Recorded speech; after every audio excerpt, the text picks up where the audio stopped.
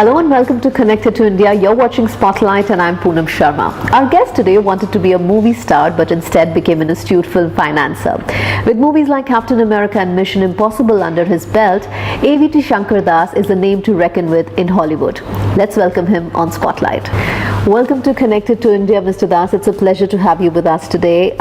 Like I mentioned, you wanted to be a movie star but became a film financier, producer, director, possibly all roles that one can think of in the movie business. Been quite an exciting journey, isn't it? I think innately everyone has a destination they have to reach and a purpose on God's good earth, and they find their way to it. They make their journey and find their way to it. And where I am today, which is what I would call the facilitation of other people's creativity, is the role I was destined for and the one I'm most comfortable in.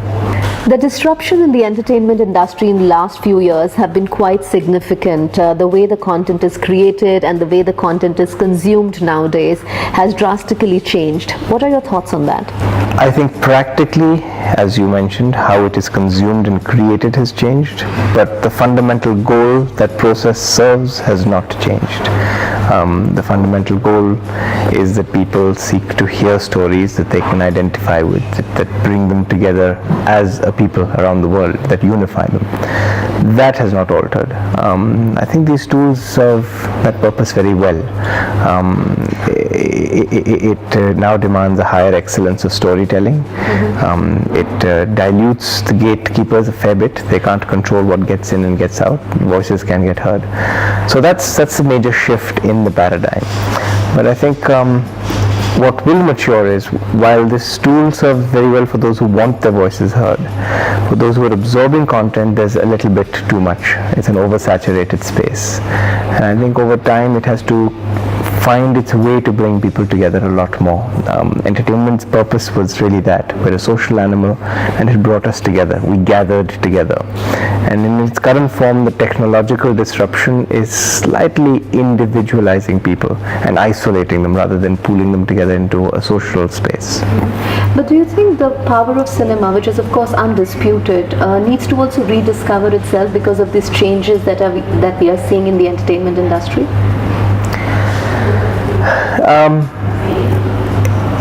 When you have a shiny new car in your driveway, the old trusted one might seem older, but it perhaps is just about as good as it always was. Cinema sees about as many people as it saw, if not more, every year. It earns as much as it did, if not more. The financial model behind the new mechanisms like Netflix and Amazon is unproven. Albeit in valuation, Netflix may sit at a close third to Comcast and Disney, but that's just a valuation. We all know what those are all about. They're also sitting on $30 billion of debt. So I think it's a little early to talk about that. The old traditional giants still exist. They are working models that have worked for 106 years. Cinema needs to hold its own. It needs to remember that it serves a greater master, and I think the disruptive model reminds it of that it serves the people. It does not dictate to the people what they should consume. They dictate to it what it should create. And as long as it continues to do that, it can do very well. That's true for cinema and for new media. There's always going to be a comparison between Hollywood and Bollywood. Maybe a few years back this comparison was not worth having, but now things are changing. There's Indian movies like Dangal and Secret Superstars and even Bahubali, who have done phenomenal business outside India. Do you think times are changing now and it's worth putting your money on Indian cinema? They have already changed. In fact, in some ways, perhaps India was a little slow in that change.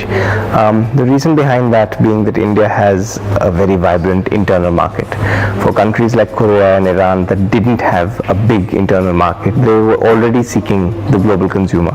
They wanted their stories to go beyond their borders and succeed. It's the only way they could survive. For the Indian storyteller, they could survive just within their own four walls. So now as the world becomes a smaller space, their stories get out there and they're appreciated. So absolutely that's a big shift. I mean, they'll travel, they'll resonate, they'll find their foothold among the world. It cannot just be within one's own country.